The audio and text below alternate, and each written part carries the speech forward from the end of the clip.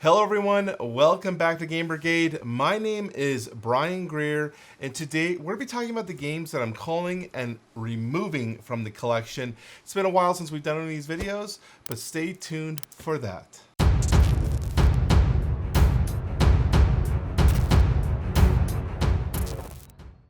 Alright guys, let's get ready to hit this. Before we get there, I do have something I want to announce, and that is we are being sponsored by Into the AM.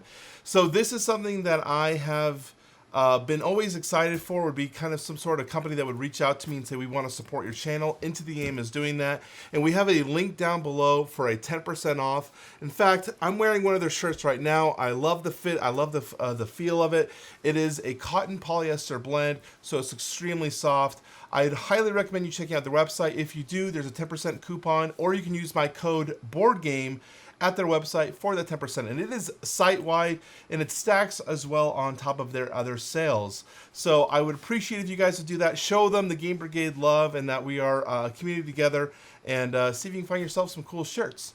So with that, let's talk about what games we are culling. So effectively, again, I haven't really done a video like this in a while.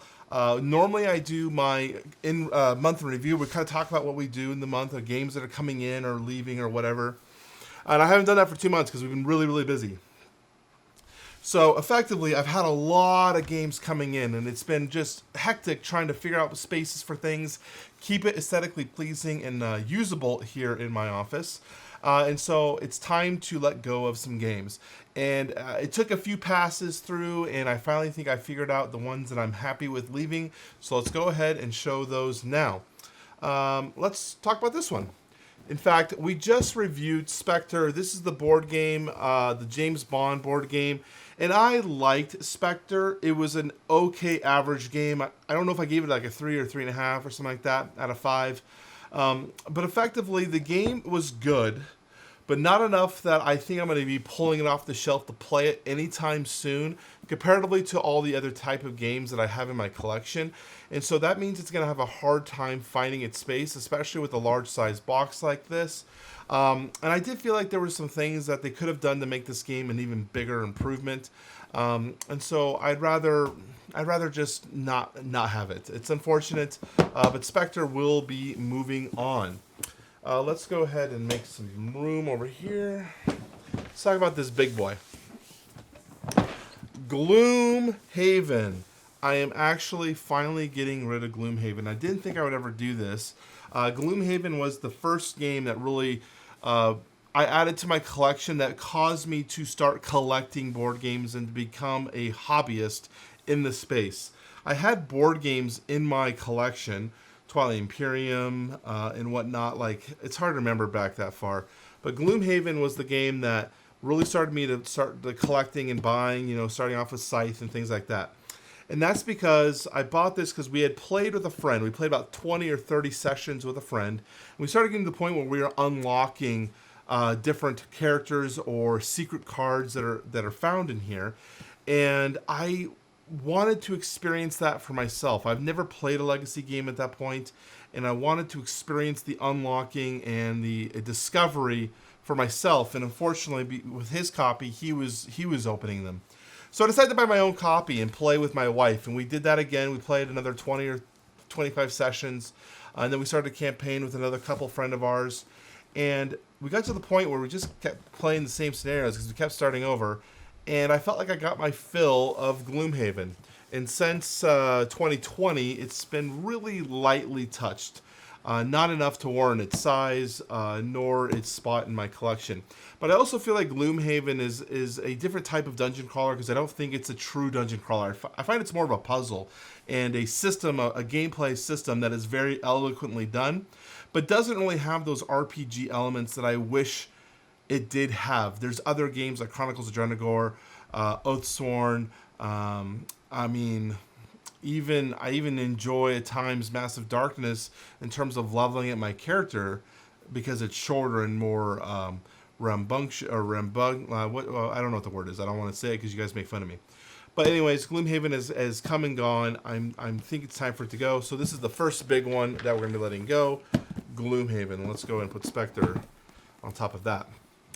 Next, what do we got? What do we got over here? we've got, we're spoiling multiple things. The next game, Gloomhaven, you're just really in the way. King's Dilemma. This is a game that I've been only holding on to for a review, but I haven't been inspired to write or review this game since we finished the campaign. And we finished the campaign maybe 7 months ago, 6 months ago. It's been quite a while since we finished this.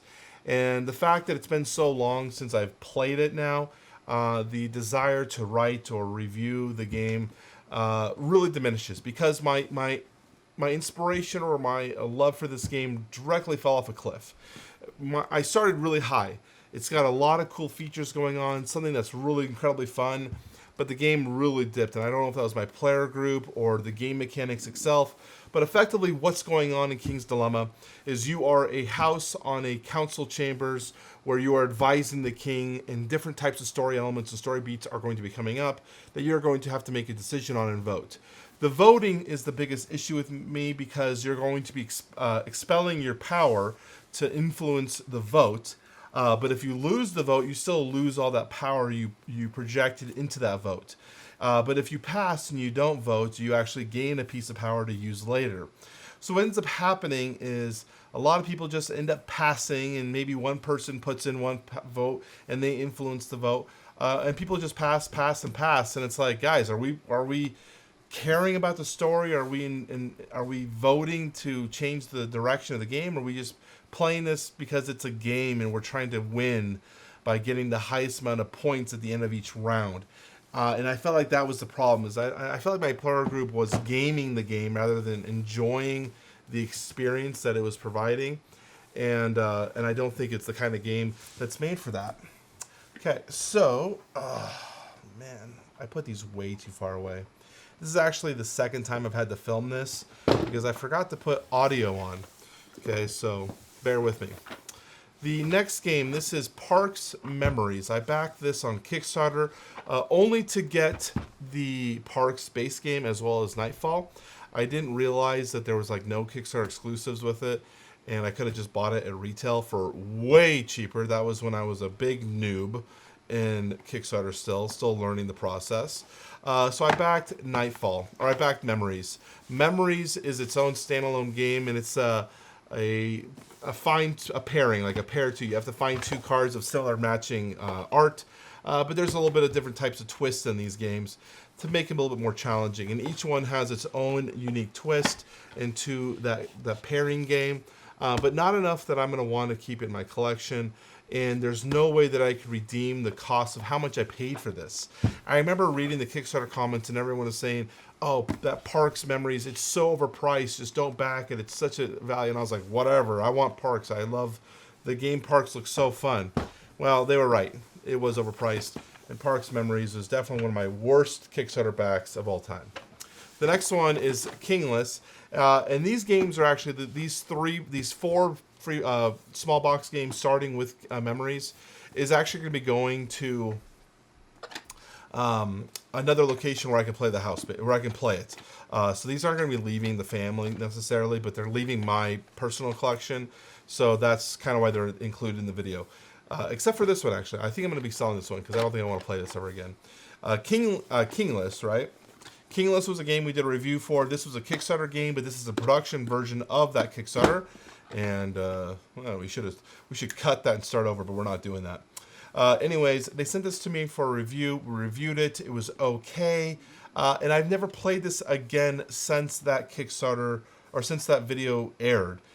In fact, reason it's on the call list is because I finally found it. It's been hiding way down here in behind a shelf. And I was like, oh man, Kingless, I forgot all about you. And now you get to go away.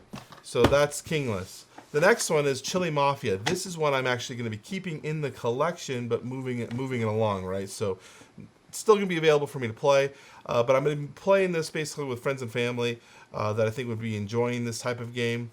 Not something we'd ever play in the house. I enjoyed this. Again, another Kickstarter. This is basically a production model, I believe, of a Kickstarter, and I enjoyed it, but not enough that I ever play this in my own house. Same thing with this one, Cards Against Humanity. This is probably mine from college. This is super old. Forgot I even owned it. While I was going through my wall here, I found it and I said, it was way tucked back. I was like, oh man, Cards Against Humanity. That's a game that I don't really like at all. I think it's an awful experience. And I personally don't like it, but I know when I go to parties or when I go to social events, people do tend to enjoy it. So that's why I'm going to be moving that along. So those are those games. So what's next? This is probably one that's going to be shocking for some people. Radlands. Radlands is a game by Roxley that was a Kickstarter, and this is the deluxe version. So if we open this up, you can see we've got those beautiful playmats. In fact, when I got this in, I was going to do an unboxing until I unboxed it. And this is what you see when you unbox it. Just nothing. Just the game, you know, some cards, dice, and that's it. Does feature really cool art, but it's a game that I just don't see myself ever going back to. I played this about 8 to 10 times, and every time has been an average play. In Radlands, it's some take that mechanics. It's a dueling game, 1 versus 1, where each player is going to be playing from a singular deck that's in the middle. And you're going to be playing your characters either face up or face down, depending on the situation. And they have abilities, and you're trying to defend your camps while damaging your opponent's camps. And I just don't care for the system or the mechanics that the game has. I don't find the gameplay compelling enough. But I think I'm in the minority with that because so many people love this game. And for a game that I'm meh on, I think it's time for me to pass it on. In fact, there's another game that's I'm very similarly tasted on. I'm not removing it from the collection. Also made by Roxley, and that's Marvel Dice Throne. Another game that I'm just like not very enthusiastic with. I could easily see myself culling it, but because it's so widely accepted within my player base, as well as the people that I have around that enjoy playing it, I'll keep it for now. So next one, Castles of Burgundy. This one's mostly getting cold because we backed the Awakened Realms Deluxified version, so no reason to keep this old classic on hand. Although I might be able to get like what, $5 to $10 for it. Not really a lot to really justify selling it. It might even be worth like putting it over here with these small boxes. I'm not sure. Such a good game. Basically brand new still, very lightly played. But yeah, Castles of Burgundy.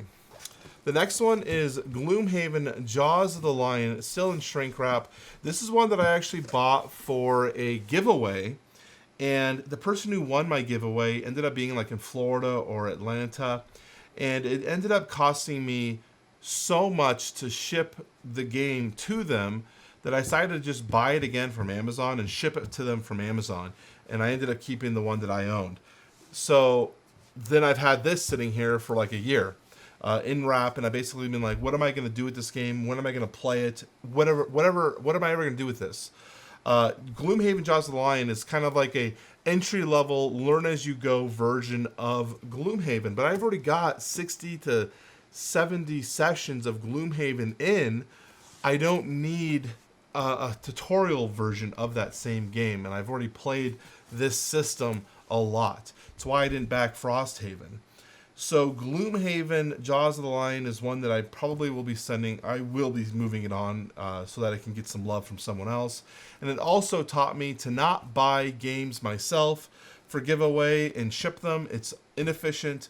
Just buy them from a company and ship them to them direct and pay for shipping. It'll be cheaper that way. The next one is one that's unfortunate because I do like the game, but I don't love the game. Dinosaur World by Pandasaurus Games should be a game that in all intent and purposes is a game for me. I love the building of the theme park. I love dinosaurs. I love the theme. But the mechanics and the way this game implements those systems are just not fun for me. I just don't love it. And mostly because it punishes you in terms of the excitement for going to the attractions that you want to go to because they're thematic or they're fun. And it takes a long time. I feel like this game takes 2.5 to 3 hours, and it really should feel like it should take like an hour and a half. The expansions that I have, there's 3 expansions included in this game, also didn't add enough variance or enjoyment to the game. In fact, the water one that I thought was going to be the coolest, because I want I think Megasaur or whatever they're called, the algae system is actually like a anti-fun mechanic. So it's like, why would you include this in a game? So Pandasaurus, I mean, unfortunately, your games do not hold their value. So I'm going to be taking a loss on this one. I don't like doing that with my Kickstarter product, especially when I have to pay for shipping and then take a loss on top of that. But Dinosaur World, you're going to have to move on. And then we have pretty much coming up to the end here, but this one is World of Warcraft, the board game. We talked about this one as one of my Grail games. I have completely gone through this and organized it. In fact, I did what the guy I bought it from. I put a little post-it note down there in the bottom, just as a note for the next person to know fully what to expect, because there was some missing components. I think it was missing some gold, and some of the miniatures were replaced with purple miniatures. But that's all in there. Anyways, I bought this because I wanted the expansion packs for World of Warcraft, and they were so incredibly hard to find. And I eventually did find one after 2 or 3 years of searching, but included the base game. Well, I don't need the base game since I already own it, so it is being moved on. So that is why we're selling World of Warcraft, the board game, because it's my second copy and I don't need it. The next game is more, I'm not getting rid of this. This is more of a question the audience. I'm asking the audience. I have 2 of these Dungeons and Dragons board games. I've got the Wrath of Ashardalon, whatever, and the Castle Ravenloft. They've been stored down here in my area of holding section. It's basically like a thing, because I've wanted to play that with my daughter when she's old enough, but that could be 10 years down the road, right? And I've been told that those games are not very good, but they're okay. So do I hold them? Do I sell them? Are they worth holding on to? I wanted to ask the audience, if you've played those 2 games, what do you think? Would you sell them to make room and then pick them up later, or get something else for your daughter when there's time? I'd like to know. So that's it. Oh, we have one more. I forgot to mention it, but it's already boxed up, ready to go. It's on eBay right now, as well as some board game websites, and that is Bloodborne, the board game. I played that quite a bit, especially when it first arrived. Takes up a lot of room. It's a CMON game for one. Takes up a lot of space, and I finally decided, you know what, I don't play it enough to warrant the amount of space it has, and when Oathsworn eventually shows up, whenever that decides to show up, I'm going to need a lot of room, so we had to make some sacrifices. So unfortunately, Bloodborne, not a game I wanted to sell, but a game I needed the room for. So it's already boxed up. I basically boxed it up to make sure that I could sell it effectively, because I didn't want to use multiple boxes, because that's awful for shipping. So it's all ready to go. That's why I don't have it here to show you guys or anything. But yeah, that's about it. What did you guys think of this video? Let me know down in the comment section down below. Remember, if you want to support the channel, check out Into the AM. I want to see some love from you guys. At least click the link. Let me know what you guys think. Talk to you guys soon. My name is Brian. Bye-bye.